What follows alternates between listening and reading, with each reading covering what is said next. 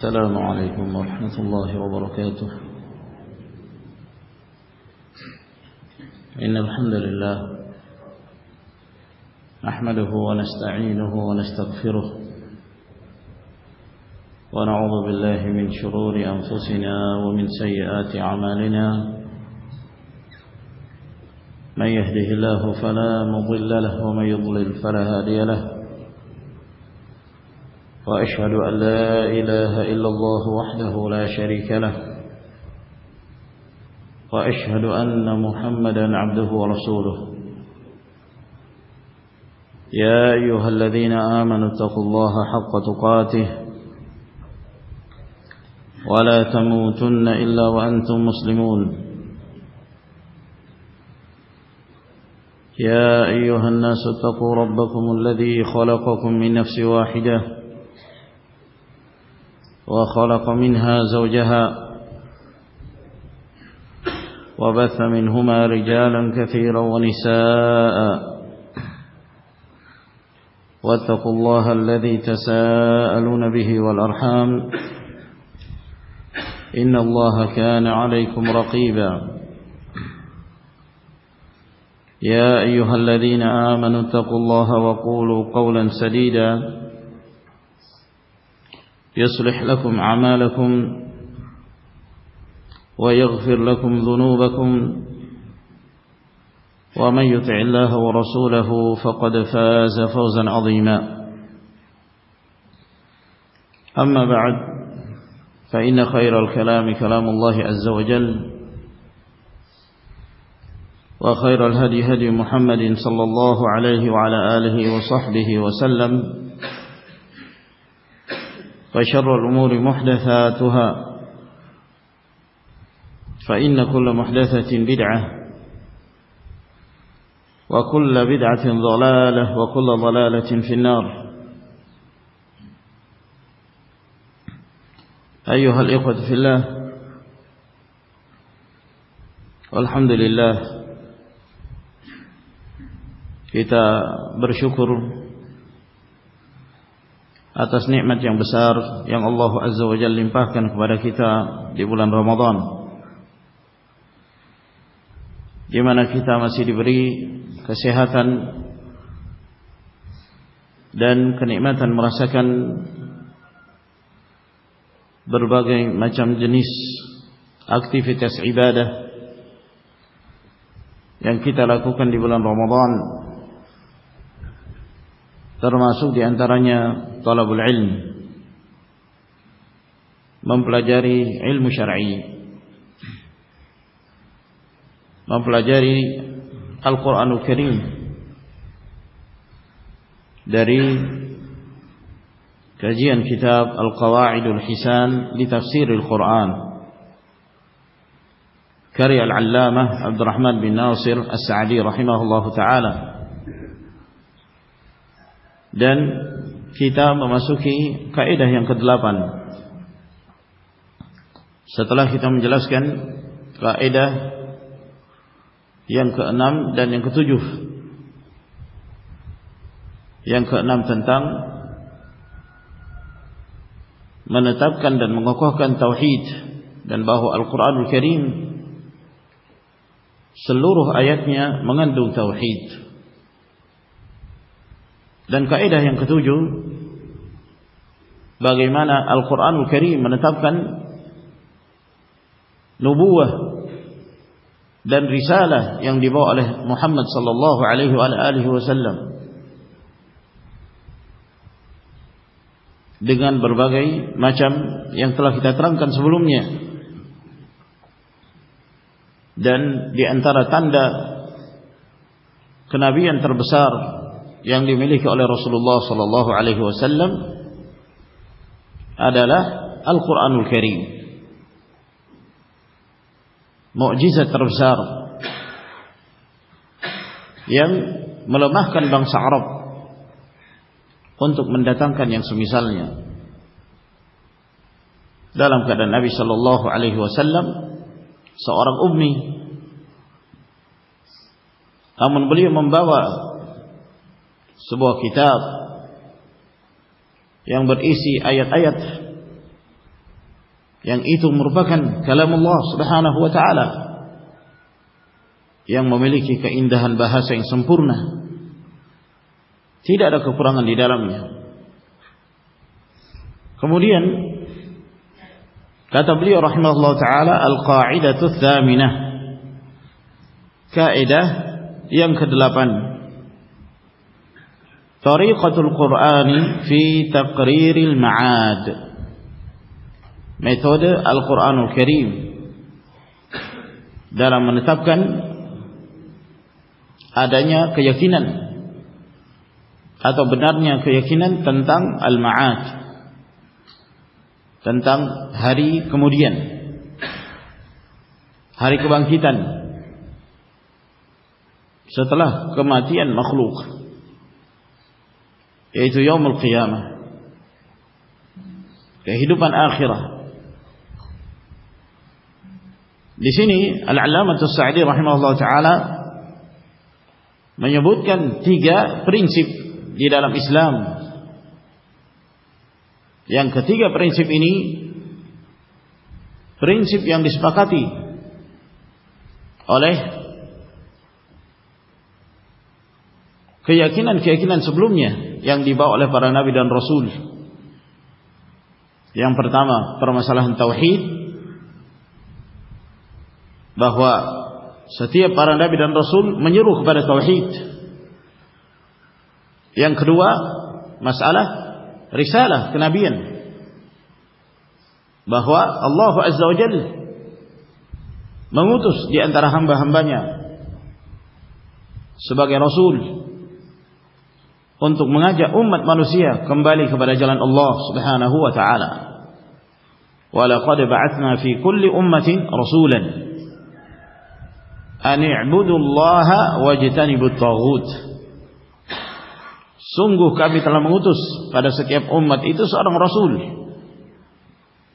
yang setiap dari mereka mengatakan kepada kaumnya, hendaknya kalian menyembah hanya kepada Allah dan jauhilah taghut, segala sesembahan yang disembah dari selain Allah.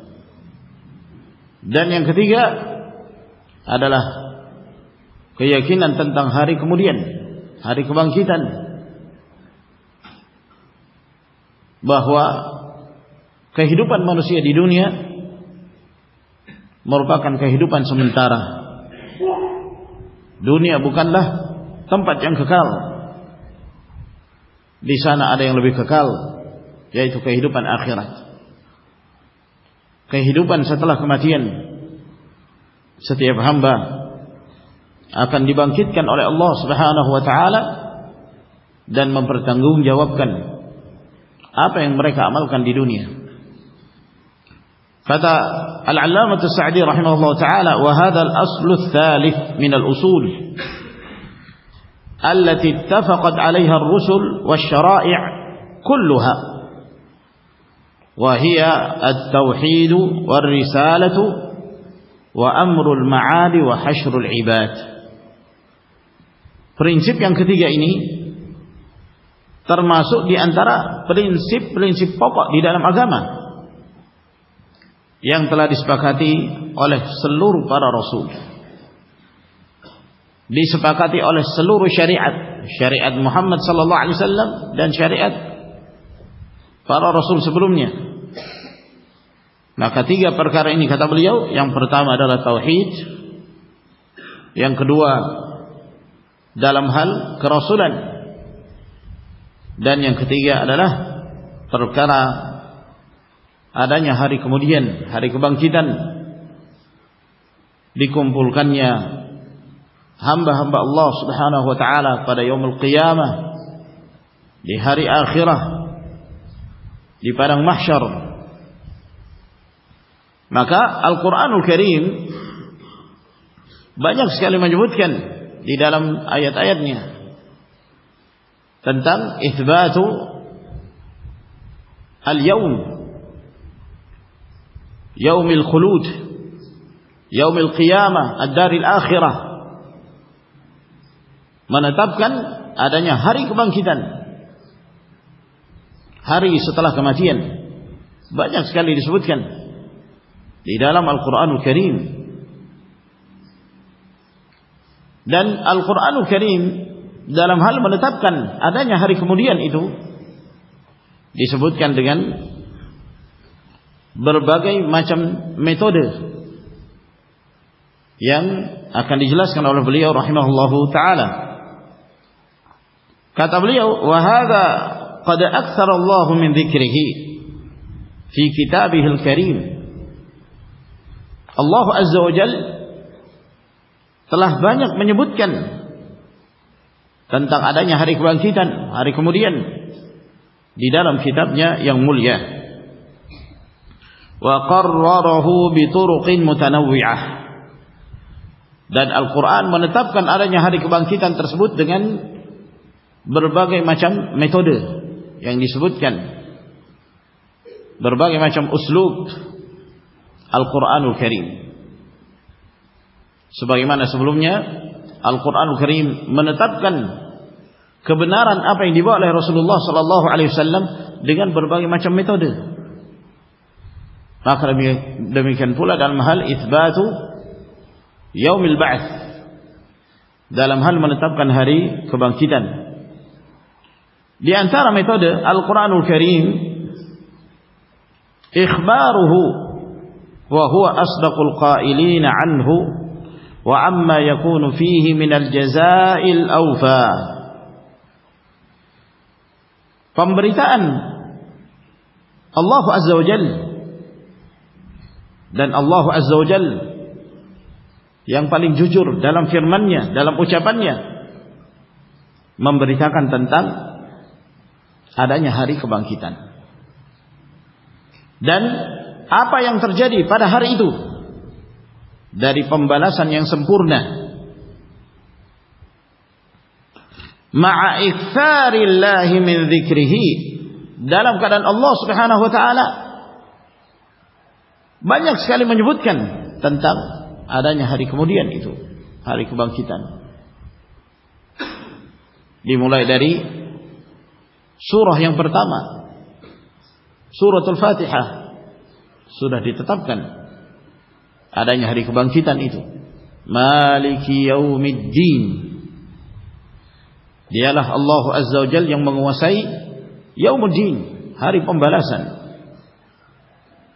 Berarti ada hari setelah hari dunia, hari di mana setiap apa yang diamalkan oleh hamba-hamba ini akan dibalas oleh Allah Subhanahu wa taala. Lalu kemudian disebutkan di antara hamba-hamba Allah azza wa jalla ada yang meraih kenikmatan, yaitu orang-orang yang berjalan di atas as-siratul mustaqim, siratal ladzina an'amta alaihim, jalannya orang-orang yang engkau beri nikmat kepada mereka, kenikmatan mutlak, nikmat di dunia dengan hidayah dan iman, dan nikmat dalam kehidupan akhirah. Demikian pula ayat yang terakhir yang diturunkan oleh Allah Subhanahu wa taala tetap mengingatkan tentang adanya hari pertanggungjawaban di hadapan Allah Subhanahu wa taala pada hari akhir. Wattaqu yawman turja'una fihi ila Allah thumma tuwaffa kullu nafsin ma kasabat wa hum la yuzlamun, dalam suratul Baqarah. Ayat yang paling terakhir yang diturunkan kepada Rasulullah sallallahu alaihi wasallam juga mengingatkan tentang adanya hari kebangkitan. Takutlah kalian akan datangnya satu hari di mana kalian akan dikembalikan kepada Allah, lalu disempurnakan setiap hamba apa yang diamalkan di dunia dalam keadaan dia tidak terbarimi sedikit pun. Apapun yang diamalkan akan ada pertanggungjawaban di hadapan Allah Subhanahu wa taala. Ini banyak sekali disebutkan di dalam Al-Qur'an Karim tentang yaumul ba'ts, tentang hari kiamat. Wa faqad aqsama alaihi fi thalathati mawadhi' min kitabih. di mana Allah Subhanahu wa taala bersumpah dengan menyebut hari kiamat pada 3 tempat di dalam kitabnya, pada 3 tempat di dalam Al-Qur'anul Karim. Kaqaulihi, seperti firman Allah Azza wa Jalla, la uqsimu biyaumil qiyamah, aku bersumpah demi hari kiamat. Aku bersumpah demi hari kiamat. Dalam surah Al-Qiyamah ayat yang pertama. Ma'asyiral ikhwah rahimakumullah, kalau berkaitan dengan sumpah Allah Subhanahu wa taala di dalam Al-Qur'anul Karim yang menyebutkan tentang hari kiamat, itu banyak sekali. Bukan hanya 3 tempat. Makanya di sini ketika beliau menyebutkan bahwa Allah Subhanahu wa taala bersumpah dengan menyebut yaumul qiyamah itu pada 3 tempat. Jadi pertanyaan, mengapa beliau hanya menyebutkan 3 tempat? Padahal banyak sekali ayat-ayat Allah Subhanahu wa taala di mana Allah Azza wa Jalla ketika bersumpah dengan menyebutkan hal-hal yang berkaitan dengan hari kiamat. Namun ada kemungkinan yang dimaksud oleh beliau rahimahullah taala bahwa Allah Azza wa Jalla memerintahkan kepada Rasulnya sallallahu alaihi wasallam untuk bersumpah tentang adanya hari kiamat. Kalau itu yang dimaksud, bahwa Allah Azza wa Jalla memerintahkan kepada Rasulnya di dalam Al-Qur'anul Karim untuk bersumpah dengan menetapkan yaumul qiyamah, maka itu ada di 3 tempat. Itu benar. Dan ini disebutkan oleh Al-Allamah Ibnu Qayyim rahimahullah taala dalam kitabnya At-Tibyan fi Aqsamil Quran. At-Tibyan fi Aqsamil Quran. Kata Ibnu Qayyim rahimahullah, wa amara rasulahu an yuqsima 'alaiha. Dan Allah memerintahkan Rasulnya untuk bersumpah dengan menyebut atau menetapkan adanya hari kiamat. Yang pertama, Allah Azza wa Jalla berfirman dalam surah Yunus ayat yang ke-53. Dalam surah Yunus ayat yang ke-53, Allah Azza wa Jalla berfirman, wa yastanbi'unaka ahaqqun hu qul i wa rabbi innahu lahaqqun. Mereka bertanya kepadamu, apakah hari kiamat itu benar? Maka Allah memerintahkan kepada Rasulnya, qul, katakan wahai Muhammad, i wa rabbi, demi Rabbku, innahu lahaqqun, sesungguhnya hari kebangkitan itu benar adanya.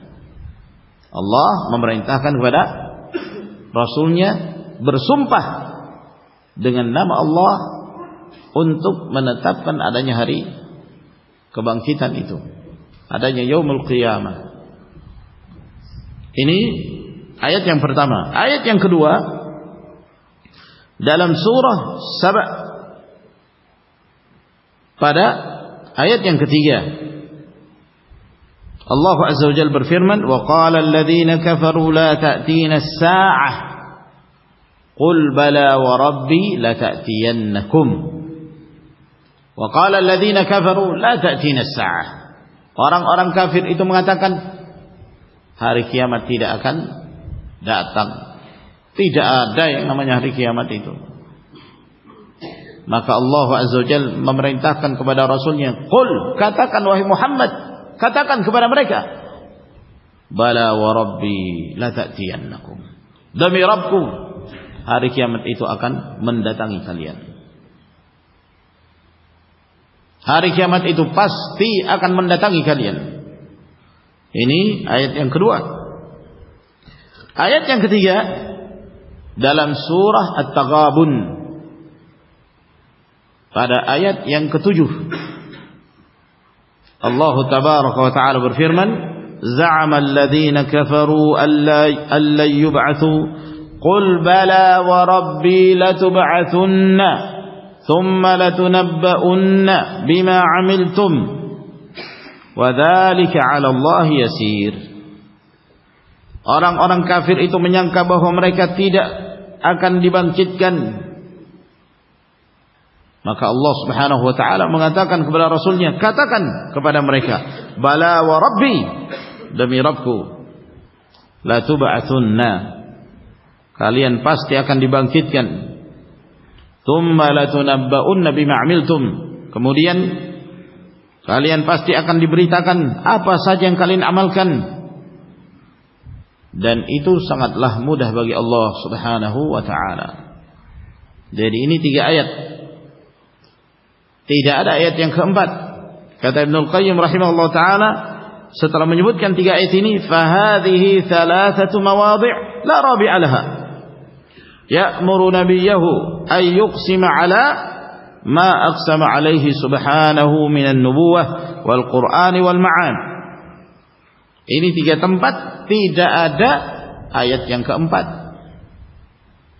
di mana Allah Azza wa Jalla memerintahkan kepada nabinya bersumpah dengan sumpah Allah Azza wa Jalla yang menetapkan tentang Al-Quranul Karim, tentang kenabian dan tentang hari kebangkitan,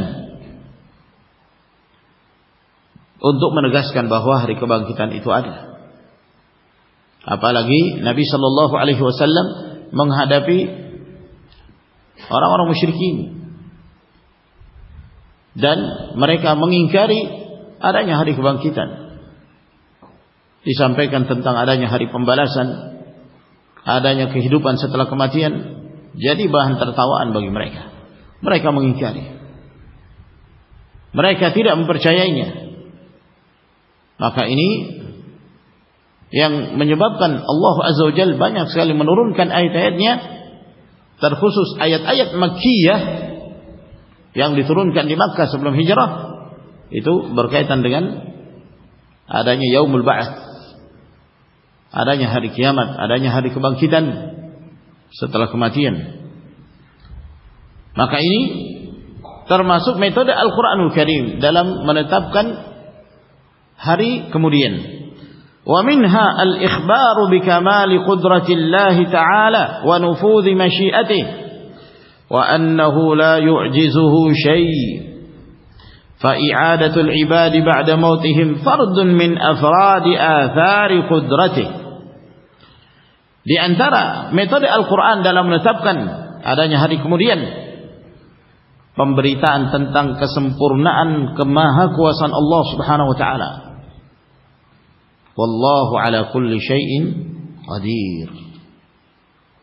Sering disebut dalam sekian banyak ayatnya bahwa Allah Azza wa Jalla maha kuasa atas segala sesuatu.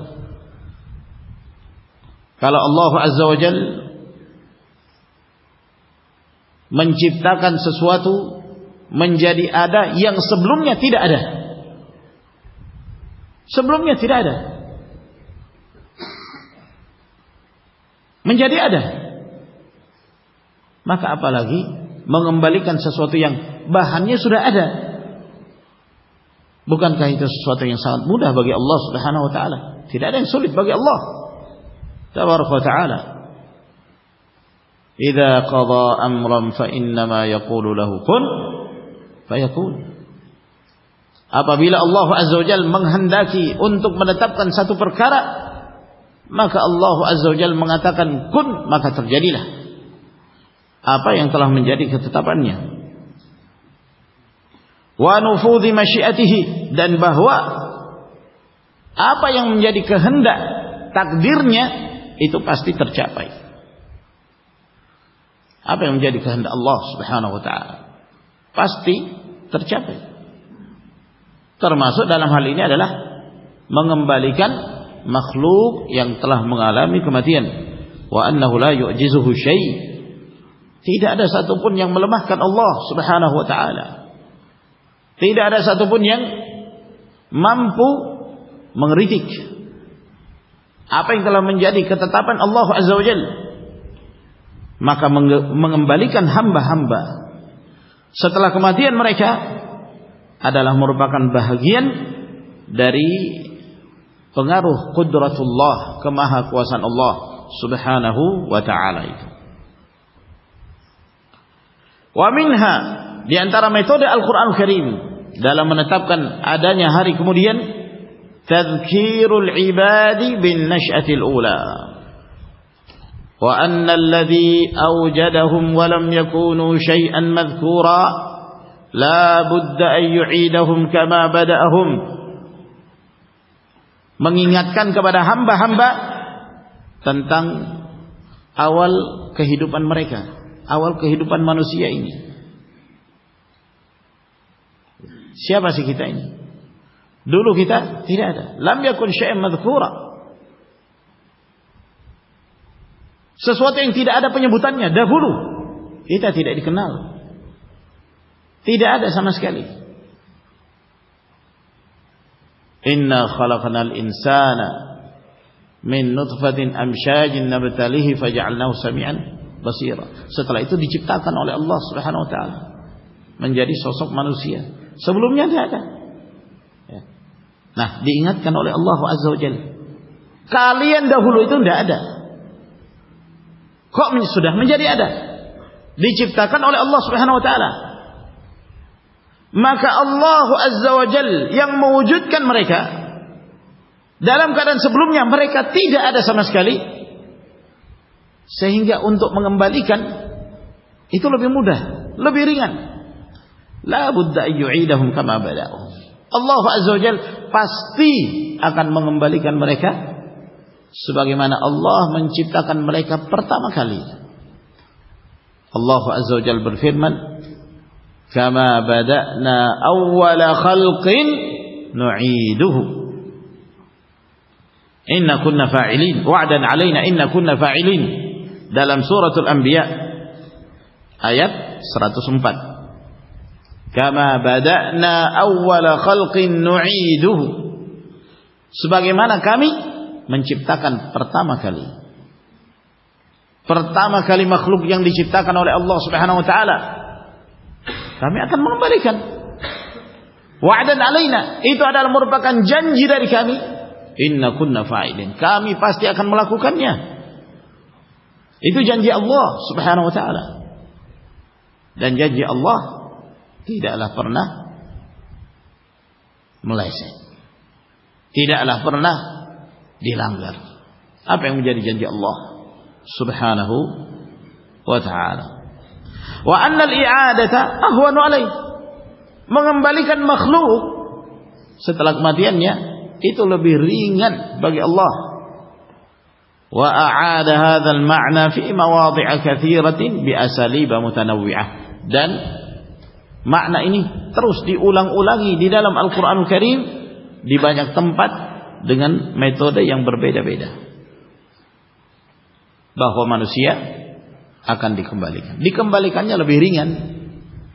Kalau diciptakan pertama kali saja Allah Azza wa Jalla ringan untuk melakukannya, tidak ada yang sulit bagi Allah, apalagi dikembalikannya. Wa minha, di antara metode Al-Qur'anul Karim dalam menetapkan adanya hari kebangkitan, ihya'uhu al-ardhal hamidatal mayyitah ba'da mautiha. Allah Azza wa Jalla menghidupkan tanah yang mati, tanah yang kering kerontang, dihidupkan kembali. Kita menyaksikan sebagian tanah menjadi kering, ya. Lalu kemudian Allah Azza wa Jalla menurunkan hujan ke bidang tanah tersebut. Lama-kelamaan tanah itu menjadi gembur. Tidak berapa lama kemudian tumbuh sedikit demi sedikit. Tumbuhlah berbagai tumbuh-tumbuhan yang menghijau dari tanah tersebut yang tadinya telah mati, kering kerontang, tidak ada tanaman.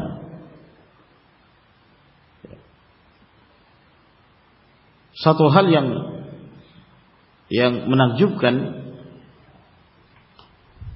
pada saat kami menuntut ilmu di Dammaj di negeri Yaman di masa Syekhuna Muqbil rahimahullah taala,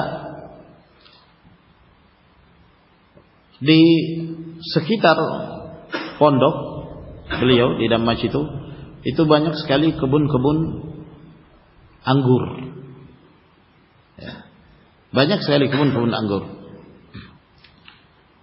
Pertumbuhan pohon anggur ini berbeda seperti yang kita saksikan di sini. Pohon anggur, ya, dia akan tumbuh di musim tertentu, ya, itu setiap tahun. Ketika bukan pada musimnya, maka batang-batang, ranting-ranting dari pohon anggur itu terlihat seperti mati, ya. Tidak ada hijau sama sekali. Betul-betul seperti kita melihat ranting yang sudah terlepas dari pohonnya berwarna coklat mati. Kondisi pohon-pohon anggur yang ada ketika bukan pada saat berbuahnya itu kelihatan seperti mati, seperti ranting yang tidak akan ditumbuhi daun-daun yang hijau. Namun ketika tiba masanya, masa musim anggur, itu tiba-tiba muncul sendiri daun 1, 2, 3, semakin lama semakin banyak, ya. Kemudian kita melihat di sekitar pondok itu menghijau, indah sekali, subhanallah. Mungkin pertumbuhan anggur di negeri kita beda, ya, seperti yang ada di sana. Kalau di sana seperti itu keadaannya. Kalau bukan musimnya, kelihatan mati, ya. Kelihatan seperti ranting yang tidak ada kehidupan. Begitu tiba musim, mulai bermunculan daun-daun, kemudian lama-kelamaan muncul bunganya, kemudian buahnya. Subhanallah. Ya. Siapa yang menghidupkan itu? Manusia hanya bisa menjadi sebab, kasih pupuk, ya, yang menurut mereka bahwa pupuk ini bermanfaat, mempercepat pertumbuhan tanaman, pohon dan yang semisalnya. Namun yang menumbuhkan itu adalah Allah Subhanahu wa taala. Allah yang memberikan keberkahan dari dalam bumi. Walau anna ahlal qura amanu wattaqu lafatahna 'alaihim barakatin minas sama'i wal ard. Apabila penduduk kampung itu mereka beriman dan bertakwa kepada Allah Azza wa Jalla, akan kami bukakan kepada mereka pintu-pintu berkah dari langit dan dari bumi. Wa anna alladhi ahyaha sayuhyil mauta. Siapa yang menghidupkan bumi yang tadinya kering itu, tanah yang tadinya kering kerontang, lalu kemudian dibasahi dengan air hujan, akhirnya menjadi subur. Menjadi subur. Tumbuh berbagai macam jenis tanaman, pepohonan. Maka yang menghidupkan itu, dialah yang akan menghidupkan manusia setelah kematiannya. Wa qarrara dzalika biqudratihi 'ala ma huwa akbar min dzalik wa huwa khalqus samawati wal ard wal makhluqatil 'azimah. Dan Allah Azza wa Jalla menetapkan itu dengan kemahakuasaannya, bahkan terhadap sesuatu yang lebih besar dari itu. Jangankan hanya menghidupkan tanah yang tadinya mati, itu sangat mudah bagi Allah Subhanahu wa taala. Penciptaan langit dan bumi dan makhluk-makhluk yang besar. Langit diciptakan tanpa tiang, langit yang berlapis-lapis, bertingkat-tingkat, bumi yang berlapis-lapis, gunung-gunung, dan alam semesta ini, jagat raya yang diciptakan oleh Allah Subhanahu wa taala. Sesuatu yang kita saksikan demikian besar jagat raya ini. Apalagi kalau hanya sekedar menghidupkan makhluk yang telah mati. Sangat mudah bagi Allah Subhanahu wa taala. Sangat mudah bagi Allah. Hal yang sepele. فَمَتَى أَثْبَتَ الْمُنْكِرُونَ ذَلِكَ وَلَنْ يَقْدِرُوا عَلَى إِنْكَارِهِ. Nah, ketika orang-orang yang mengingkari adanya hari kebangkitan, ya, mereka tidak mampu mengingkari perkara ini. Yang menciptakan langit dan bumi siapa? Orang-orang musyrikin meyakini itu Allah Subhanahu wa taala yang menciptakan mereka, yang menciptakan langit, bumi, jagat raya dan apa yang ada di antara keduanya. Segala isinya, seluruhnya ciptaan Allah Subhanahu wa taala. Mereka tidak bisa mengingkari. Fali ayyi syai'in yastab'iduna ihya'al mauta. Kalau mereka tidak mengingkari ciptaan Allah yang maha besar ini, lalu dengan alasan apa mereka menganggap mustahil dihidupkannya orang-orang yang telah mati? Wa qarrara dzalika bi sa'ati ilmihi wa kamali hikmatihi wa annahu la yaliqu bihi wa la yahsun ay yatruka khalqahu sudan muhmalin la yu'maruna wa la yunhaun wa la yuthabuna wa la yu'aqabun. Lalu ditetapkan oleh Allah Subhanahu wa taala dengan keluasan ilmunya, kesempurnaan hikmahnya, bahwa merupakan hal yang tidak sepantasnya bagi Allah yang memiliki hikmah yang sempurna. Kita meyakini bahwa segala apa yang diciptakan oleh Allah Subhanahu wa taala pasti ada hikmahnya, pasti memiliki hikmah. Ada yang kita ketahui, ada yang tidak kita ketahui. Tapi kita meyakini ciptaan apa saja pasti ada hikmahnya.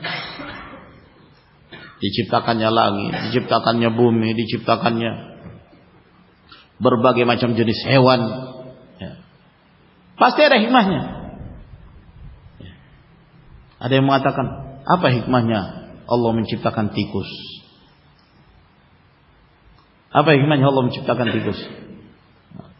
Hah?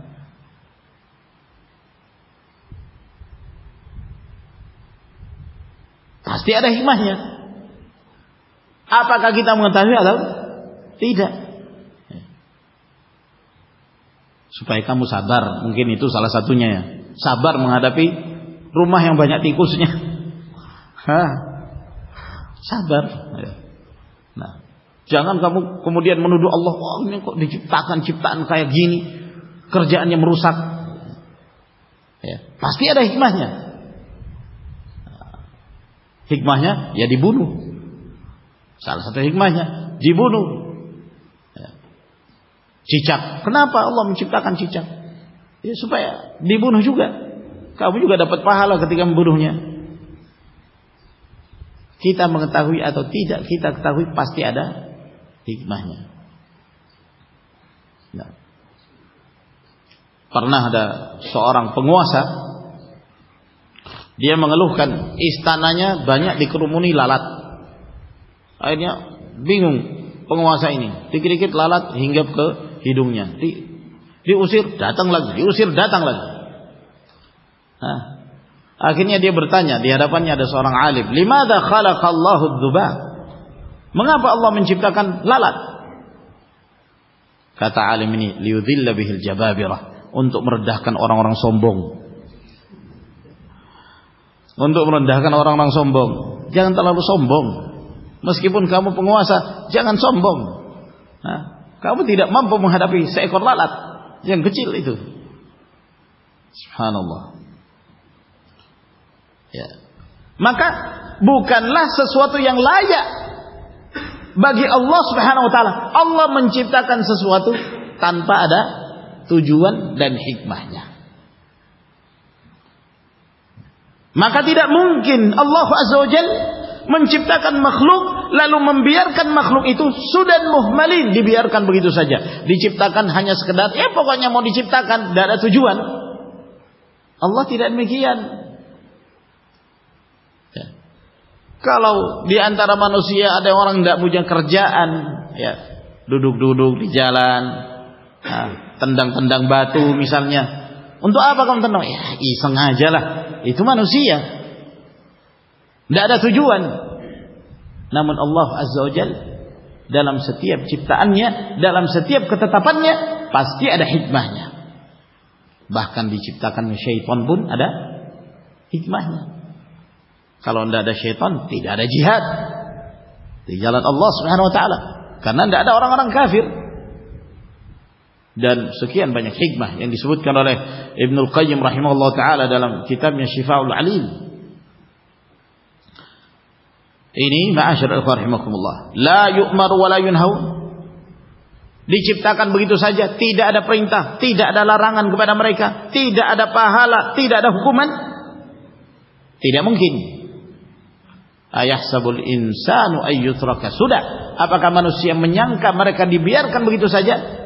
Kata Imam Syafi'i rahimahullah taala, ay la yu'mar wa la yunha. Tidak diperintah dan tidak dilarang, tidak mungkin. Pasti ada tujuan yang besar. Wa ma khalaqtul jinna wal insa illa liya'budun. Itulah tujuan utama. Aku tidaklah menciptakan jin dan manusia melainkan agar mereka beribadah dan menyembahku. Wa hadza tariqun qarrara bihi an-nubuwah wa amrul ma'ad. Maka ini termasuk metode dalam menetapkan kenabian dan perkara hari kemudian dan kebangkitan. Wa mimma qarrara bihi al-ba'ts wa mujazat al-muhsinin bi ihsanihim wal musii'in bi isaatihim. Dan termasuk metode Al-Qur'anul Karim dalam menetapkan hari kebangkitan dan menyebutkan balasan orang-orang yang berbuat kebaikan akibat kebaikan yang mereka lakukan di dunia, dan balasan keburukan bagi orang-orang yang melakukan keburukan di dunia.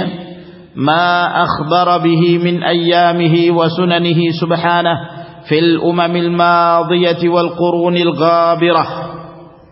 Apa yang Allah Subhanahu wa taala beritakan di hari-hari sebelum ini, di tahun-tahun sebelumnya, pada ketetapan-ketetapan Allah, sunnatullah yang Allah tetapkan terhadap umat-umat yang hidup di masa lalu, di abad-abad yang telah silam. Wa kaifa najjal anbiya'a wa atba'ahum. Bagaimana Allah Azza wa Jalla menyelamatkan para nabi dan para pengikutnya. Wa ahlakal mukadzibina lahum al-munkirina lil ba'ts. Dan membinasakan orang-orang yang mendustakan para nabi dan rasul, yang mengingkari adanya hari kebangkitan. Wa nawwa'a 'alaihimul 'uqubat. Dan Allah Subhanahu wa taala menurunkan kepada mereka berbagai macam jenis hukuman dan musibah yang menimpa mereka. Wa ahalla bihimul mathulat. Dan menimpa kepada mereka al-mathulat. Al-mathulat al-uqubat, berbagai macam hukuman dan malapetaka yang Allah Azza wa Jalla turunkan kepada mereka sebagai peringatan. Ini salah satu metode Al-Quran Al-Karim, ya, yang menyebutkan balasan kebaikan bagi orang-orang yang berbuat kebaikan di dunia dan di akhirat.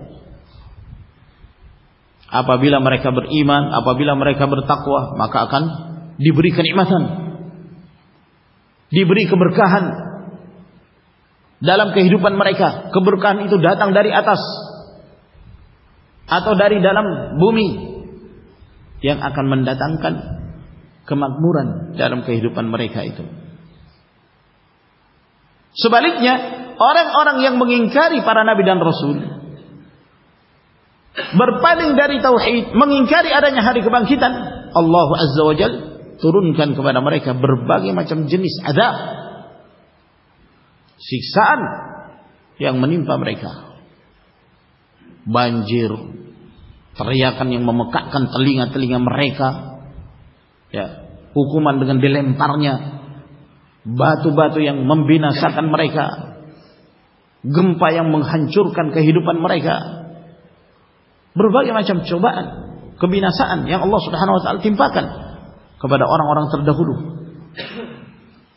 Dalam surah Ar-Ra'd ayat yang ke-6, Allah Azza wa Jalla berfirman, wa yasta'jilunaka bis-sayyi'ati qabla al-hasanah wa qad khalat min qablihimul mathulat Wa inna rabbaka ladzu maghfiratin lin-nasi 'ala dhulmihim wa inna rabbaka lasyadidul 'iqab.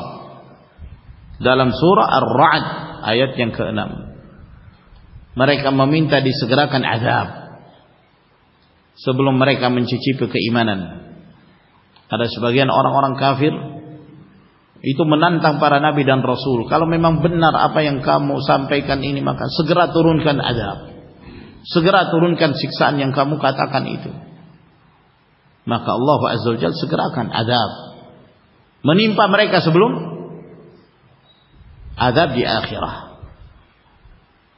Wa qad khalat min qablihimul mathulat, dan telah berlalu dari sebelum mereka berbagai macam jenis hukuman-hukuman, bencana-bencana yang menimpa mereka. Seharusnya itu sudah cukup menjadi pelajaran bagi umat manusia ini. Wa inna rabbaka ladzu maghfiratin linnas, dan sesungguhnya Rabbmu adalah Maha Pengampun bagi manusia terhadap kezaliman yang mereka perbuat. Wa inna rabbaka lasyadidul iqab. Namun ketahui pula sesungguhnya Allah Rabbmu itu sangat keras siksaannya. Sebagai peringatan bagi hamba-hamba ini, siapa yang mengingkari hari kebangkitan akan ada balasannya. Fahadha jazaa'un mu'ajjal wa namudhaj min jazaa'il akhirati arahu Allahu ibadah. Maka ini merupakan balasan akibat kekafiran mereka yang disegerakan di dunia, dan sekaligus sebagai permisalan dari balasan di akhirat. Sebelum mereka merasakan siksaan di akhirat, diperlihatkan balasannya di dunia terlebih dahulu, bahwa ini adalah merupakan balasan yang menimpa orang-orang yang mendustakan ayat-ayat Allah, mendustakan hari kebangkitan, dibinasakan oleh Allah dengan berbagai macam jenis bencana sebelum di akhirat. Liyahlika man halaka an bayyinatin wa yahya man hayya an bayyinah, agar kemudian binasa orang yang binasa di atas hujjah. Sudah disampaikan kepada mereka hujjah, telah diturunkan kitab-kitab, telah diutus para rasul menyampaikan kebenaran kepada mereka. Ketika mereka tidak mengindahkan ajakan para rasul, maka mereka pun berhak mendapatkan azab. Mereka berhak mendapatkan azab. Maka mereka binasa di atas hujjah. Wa yahya man hayya an bayyinah, dan yang hidup di atas kejelasan ketika mereka menjawab panggilan para nabi dan rasul. Ini juga metode Al-Qur'an Karim dalam menetapkan adanya hari kebangkitan. Wa min dzalika ma ara Allahu ibadahu min ihya'ihi al-amwat fi dunya. Termasuk di antara metode Al-Qur'an Karim dalam menetapkan adanya hari kebangkitan, apa yang Allah Azza wa Jalla perlihatkan kepada hamba-hambanya berupa dihidupkannya makhluk-makhluk yang telah mati di dunia, yang sudah mati dihidupkan kembali. Itu Allah perlihatkan di dunia dalam sebagian kejadian. Kama dzakarahu Allah an sahibil baqarah, sebagaimana yang Allah Azza wa Jalla sebutkan tentang sahibul baqarah, ketika Allah Azza wa Jalla memerintahkan kepada Bani Israel untuk menyembelih seekor sapi betina. Inna Allah ya'murukum an tadbahu baqarah. Qalu atattakhiduna huzwa.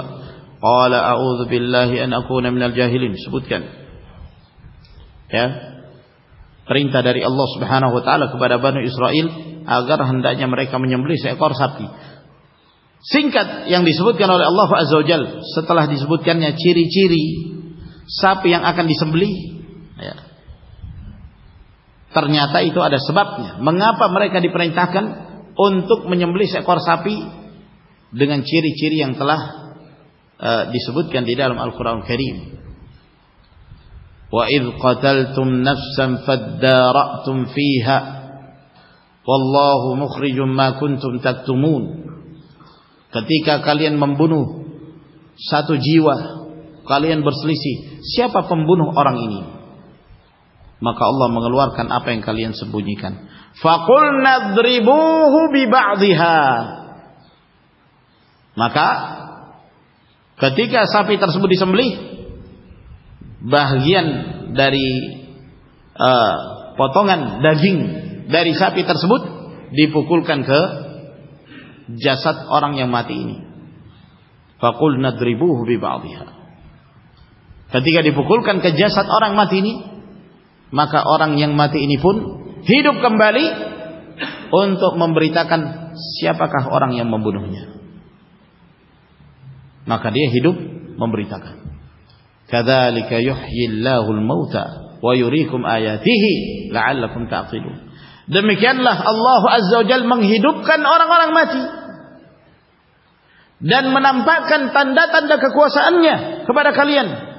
Semoga kalian berfikir, berakal. Ini kejadian tentang orang sudah mati hidup kembali. Terjadi di dunia. Maka menghidupkan seluruh makhluk yang telah dimatikan oleh Allah Subhanahu wa taala bukanlah satu hal yang sulit. Sangat mudah bagi Allah. Wal uluf min Bani Israel, ribuan orang-orang dari Bani Israel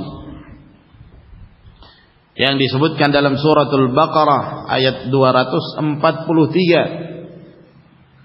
Alam tara ila alladhina kharaju min diyarihim wa hum ulufun hadaral maut faqala lahumullahu mutu thumma ahyahum innallaha ladzu fadlin 'alan nas walakinna aktsaran nasi la yashkurun. Tidakkah engkau melihat orang-orang yang keluar meninggalkan rumah-rumah mereka karena mereka takut mati, takut ditimpa bencana, dan jumlah mereka ribuan. Jumlah mereka ribuan.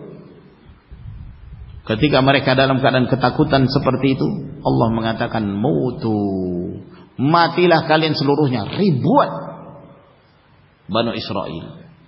Setelah mereka mati, thumma ahyahum, kemudian Allah menghidupkan mereka.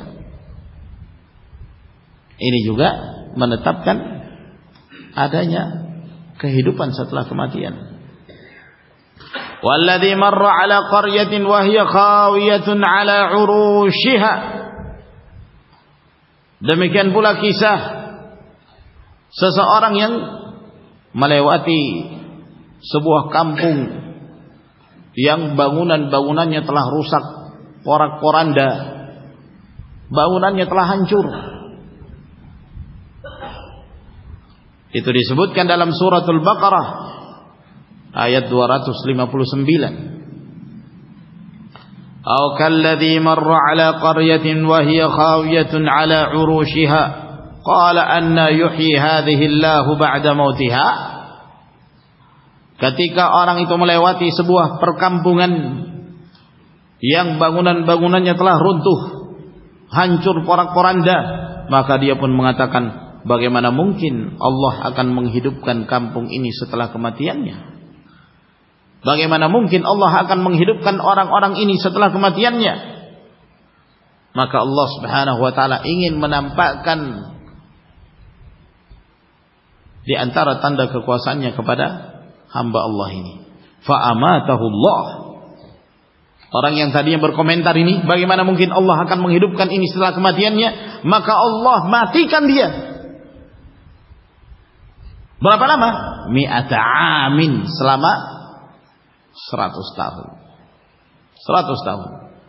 Tsumma ba'atha, kemudian Allah bangkitkan dia dari kematiannya. Ya. Dia bukan tidur, mati. Setelah mati dibangkitkan kembali. Setelah dibangkitkan, maka ada yang bertanya kepadanya, qala kam labith, berapa lama engkau tinggal di sini? Qala labithtu yawman aw ba'dha yawm. Aku tinggal di sini sehari atau setengah hari. 100 tahun badan. Dia mengatakan aku di sini sehari atau setengah hari. Qala bal labithta mi'ata 'am. Engkau tinggal di sini selama 100 tahun. fanzur ila ta'amika wa syarabika lam tasannah.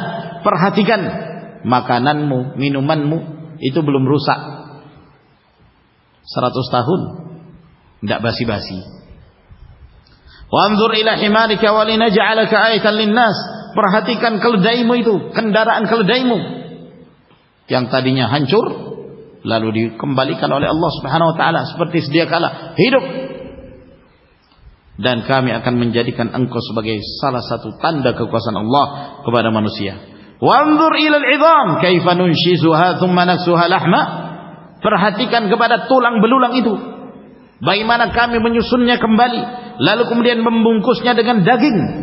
Falamma tabayyana lahu qala a'lamu anna Allah ala kulli syai'in qadir. Setelah dia pun yakin dan jelas baginya tentang apa yang dialaminya, maka dia pun mengatakan, aku mengetahui bahwa Allah Azza wa Jalla Maha kuasa atas segala sesuatu. Ini juga termasuk di antara bukti bahwa dibangkitkannya orang yang setelah mengalami kematian. Wa qissatu Ibrahim al-Khalil wa tuyur. Kisah yang lainnya tentang kehidupan setelah kematian. Kisah Nabiullah Ibrahim Khalilullah bersama dengan burung-burung yang setelah beliau membunuhnya kemudian hidup kembali. Ini juga disebutkan dalam suratul Baqarah. Al-Baqarah ayat yang ke-260, persis setelah ayat tadi. Wa idh qala Ibrahim rabbi arini kaifa tuhyil mauta qala awalam tu'min qala bala walakin liyatma'inna qalbi qala fakhudh arba'atan min at-tayr fasurhunna ilayka thumma ij'al 'ala kulli jabalin minhunna juz'a thumma du'uhunna ya'tinaka sa'ya wa'lam anna Allah azizun hakim. Ketika Ibrahim beliau berkata, wahai Rabbku, perlihatkanlah kepadaku bagaimana engkau menghidupkan orang-orang mati. Maka Allah mengatakan kepadanya, apakah engkau belum beriman? Kata Ibrahim, tidak, aku beriman, akan tetapi untuk semakin menenangkan hatiku. Maka Allah Subhanahu wa ta'ala memerintahkan, ambillah 4 ekor burung, fasurhunna ilaik. 4 ekor burung itu kamu kumpulkan, lalu kemudian kamu potong-potong, lalu potongan-potongan dari burung-burung tersebut engkau letakkan masing-masing di setiap bukit. Ij'al 'ala kulli jabalin minhunna juz'a.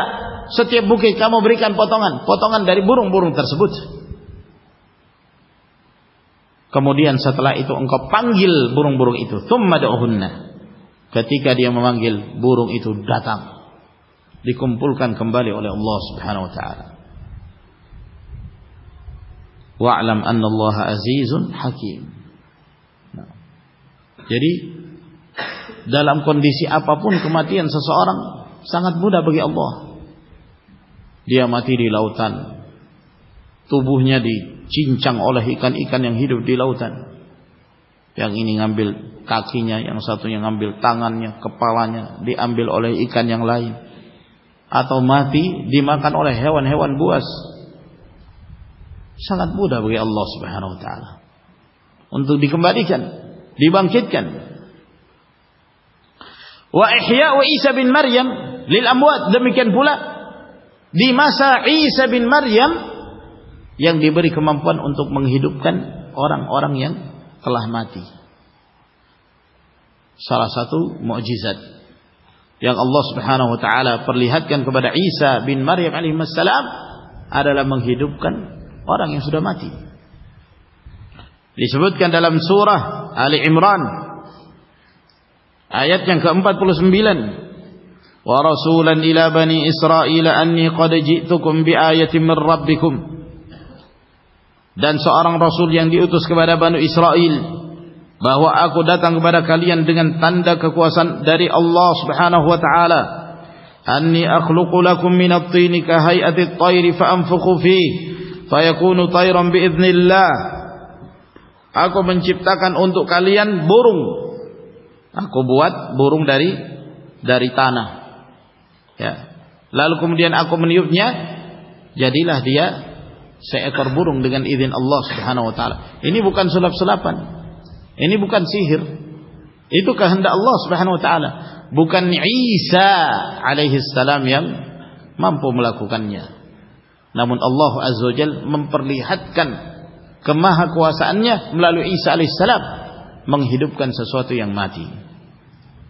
Wa ubri'ul akmaha wal abrasa wa uhyil mauta biiznillah. Dan aku mampu menyembuhkan al-akmah. Al-akmah itu orang yang buta sejak lahir. Sejak lahir dia sudah buta. Ya, sampai dia dewasa tidak pernah melihat dunia. Maka Allah Azza wa Jalla memberi kemampuan kepada Isa alaihissalam menyembuhkan orang yang buta seperti ini. Jadi melihat dunia.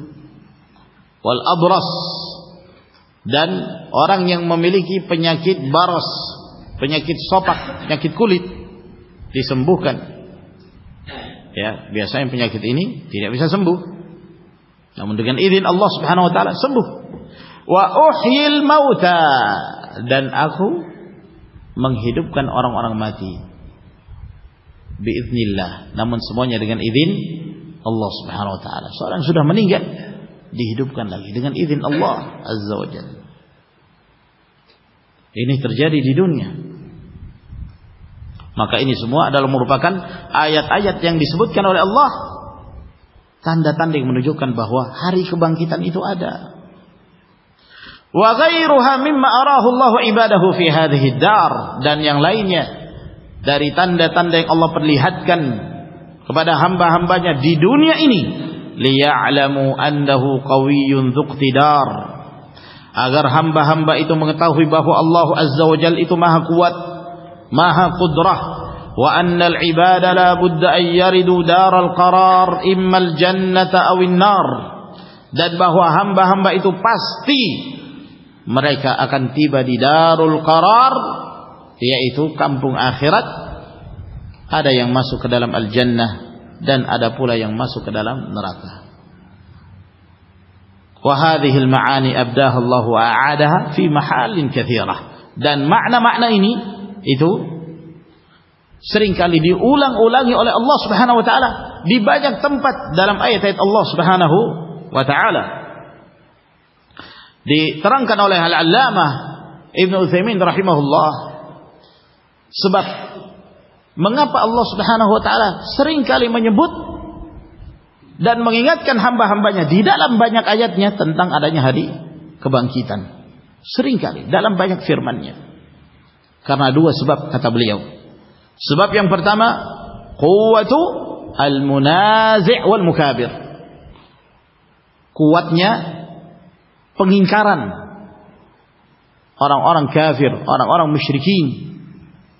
Mereka tidak mempercayai adanya hari kebangkitan. Mereka menganggap bahwa kehidupan itu hanyalah kehidupan dunia. Selesai kehidupan dunia, maka selesai kehidupan. Tidak ada kehidupan yang lainnya. Ya. Atau seperti yang diyakini oleh orang-orang yang berkeyakinan adanya tanasukhul arwah. Ya, ada satu keyakinan kufur. Mereka meyakini bahwa in hiya illa hayatuna dunya namutu wa nahya wa ma nahnu bimab'utsin, bahwa kita itu hanya hidup dalam kehidupan dunia ini. Di sini kita hidup, di sini kita mati. Kita tidak akan dibangkitkan. Ya. Kelompok Dahriyah. Jadi mereka meyakini bahwa kehidupan hanya kehidupan dunia. Berpindah dari satu kondisi menuju kondisi yang lain.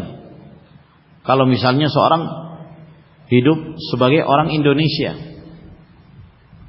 ya, maka sampai tua, sampai dia mati, lalu kemudian apabila telah tiba waktunya, maka ruhnya pun keluar. Ruhnya ini ya tetap ada. Maka ruhnya ini akan pergi ke tempat yang lain, melihat siapa ibu-ibu yang siap melahirkan atau siap untuk dimasuki janinnya. Bosan jadi orang Indonesia, wah, dia pergi ke Arab Saudi biar jadi orang Arab. Dulu hidungnya pesek jadi mancung gitu.